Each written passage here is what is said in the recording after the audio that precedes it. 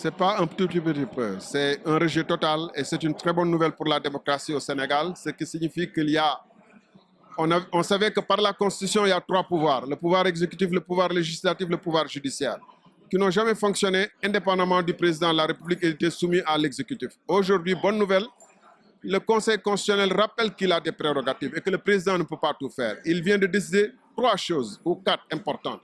Un, que ne pas tenir les élections, l'élection présidentielle, ne pas tenir l'élection présidentielle avant le 2 avril serait contraire à la Constitution.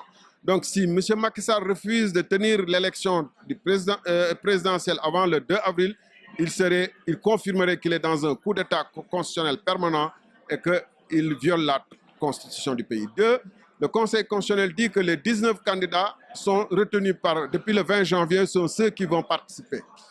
Alors, 10 janvier, amendé par la décision du 20 février.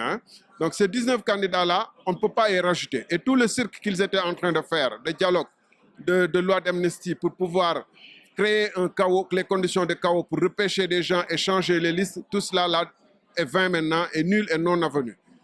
Troisièmement, le Conseil a décidé que le mandat du président de la République ne peut pas aller au-delà du 2 avril. L'article 36.2 ne peut pas s'appliquer pour gérer la vacance de pouvoir.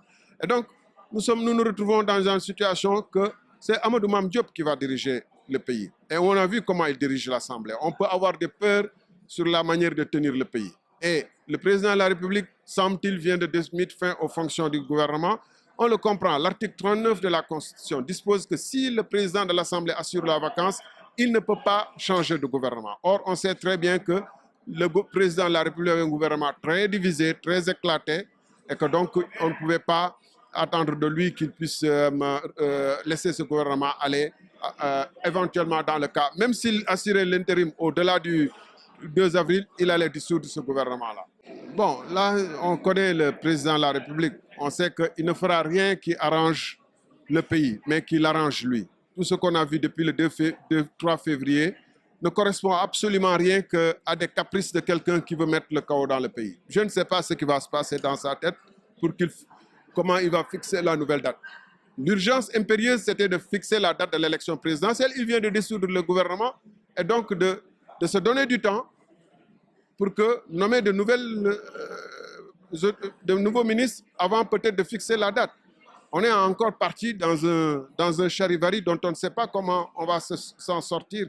Et tout ça par les caprices d'un homme qui n'a plus aucune raison. Toutes les raisons qu'il avait avancées pour pouvoir reporter les élections sont tombées à l'eau les unes après les autres.